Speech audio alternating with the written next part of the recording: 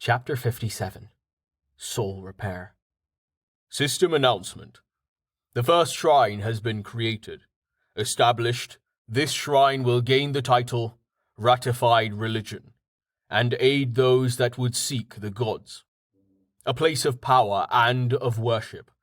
The shrine establishes the first recognized pantheon on Earth. All followers of the Tuatha De Danann gain a permanent perk to healing and double experience bonus for 1 year. Reward: complete soul integration. Danu's touch. You have made the choice to embrace your sea heritage completely.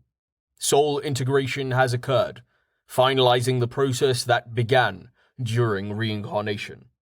Past life memories have transitioned and become the domain of the dream. Previous life experiences and memories will fade, becoming more and more intangible and part of dream.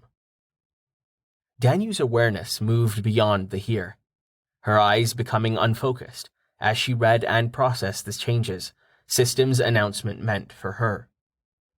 When she regained focus, her smile, already mesmerizing, became blinding as the intensity of her pleasure was made known. She shaped her divinity and bestowed her blessing on the shrine that I had created, and that System had recognized. The Cithern soaked in the fragment of the divine that leaked as she worked, its appetite voracious. It siphoned all stray remnants of magic greedily, storing them as part of some metaphysical battery, ready for when it would be needed. Although the Cithern's intelligence was just burgeoning, it somehow knew that it was going to be transported and was pleased with the thought. I think it may have been lonely as part of the CERN dungeon.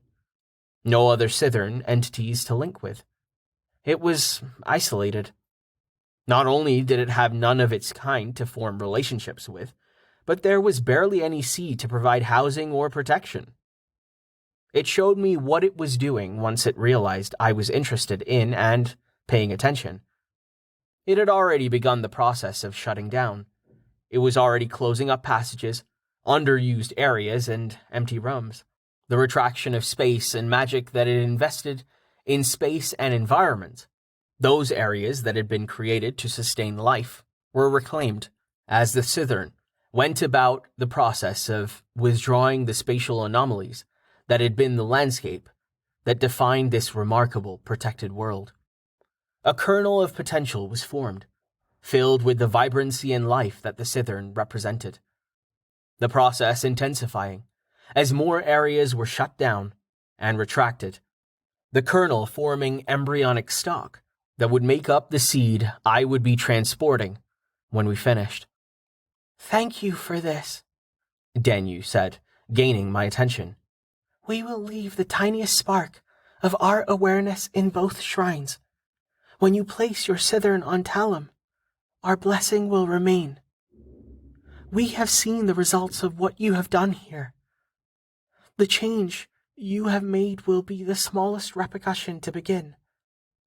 Barely noticeable, but as time passes, the Tuatha De Danann who dream this world will invest those few that embrace the sea and help restore the balance of nature to this world. Some will die, as they are forced to adapt to System," Cryonax continued, his voice cold and indifferent. "But that is the nature of things. All life dies, but these Earthlings will be stronger for System intervention. Their intelligence and curiosity will allow them to adapt and embrace their new reality. System will act to restrain their most destructive impulses. It will be interesting to watch how they fuse magic and science into a new world.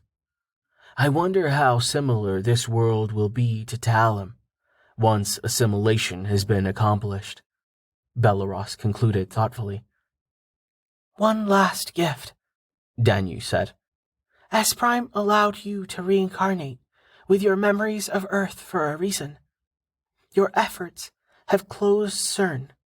The system changes will make sure another isn't created both here and in our sub-universe. Your actions are going to anger those that hoped for a shortcut to the divine. This will be the only time we can interfere in what is to come. Our spark of awareness will remain here, fully aware and awake, but on Talum we are bound.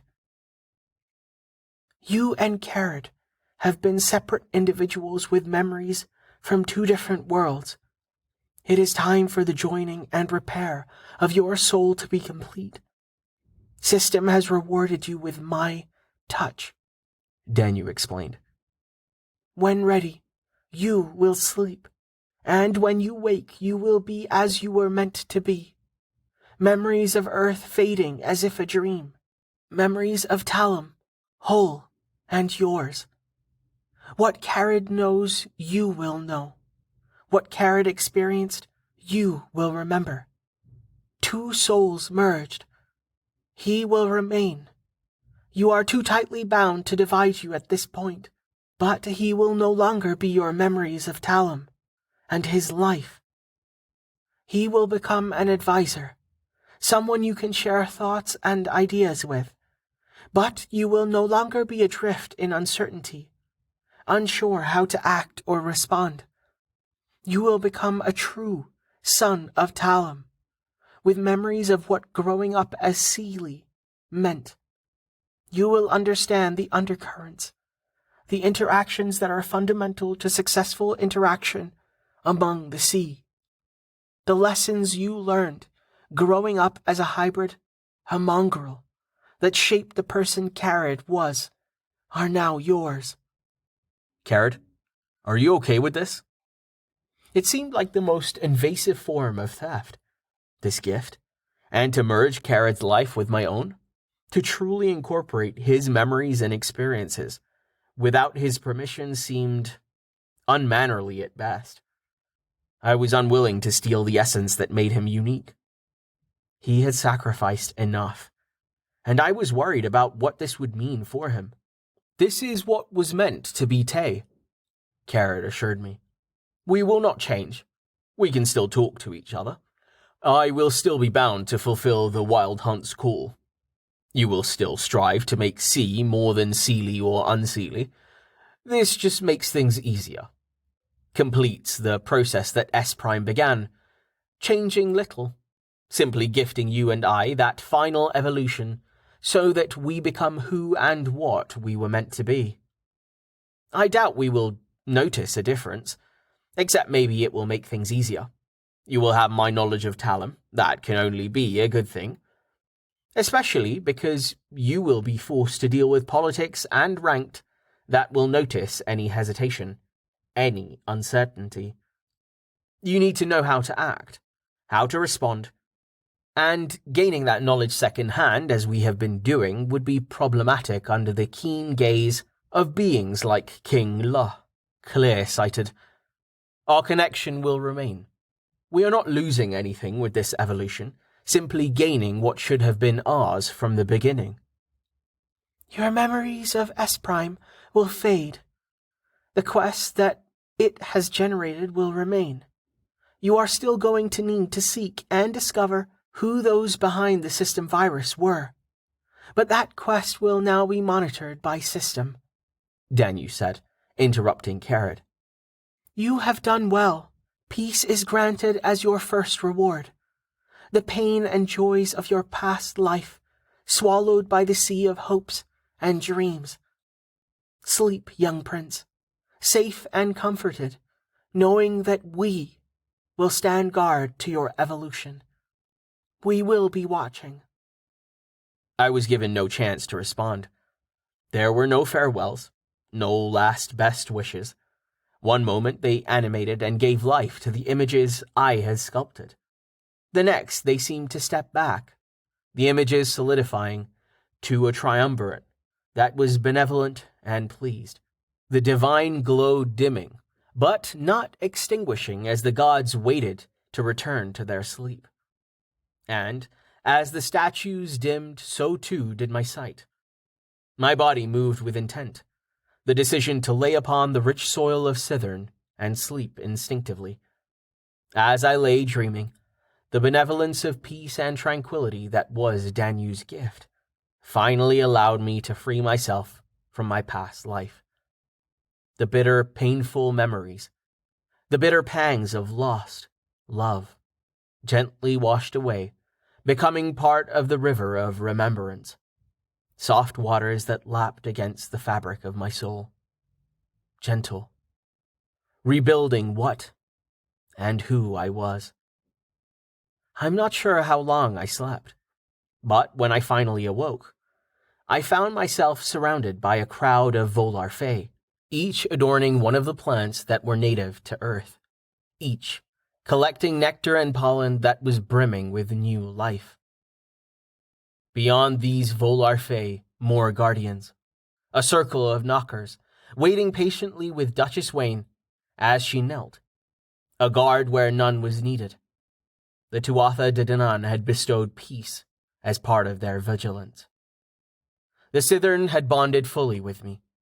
In this place, it would take much to breach those defenses.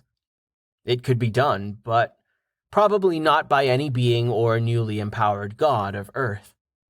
Still, it would have been boorish of me not to acknowledge the honor. She was a highly ranked C. Guard duty wasn't something one should expect from her. "Duchess," I said after stretching, my body tingling with life and energy, bones cracking and sinews flexing as I stood. She rose once she was satisfied that I was safe and cognizant of my surroundings. Moving to join me, the two of us spent a few moments in quiet reflection before the image of Danu. We had been honored and blessed to have a conversation with the wellspring of all sea. It is impossible to stare into the face of the divine and not be transformed in some manner. For me, it was closure. When I claimed the Sithern and opened the portal to the Summerlands, I would be leaving behind the last of my earthen heritage. I had accepted what I was, and it was time to stop comparing my present life with my past.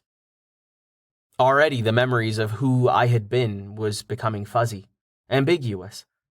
It was time to return and take up the mantle of my destiny. A destiny that I had chosen. "It is time," I finally said, shattering the quiet reflection. "Begin preparations for our leave-taking. We have done everything we can here."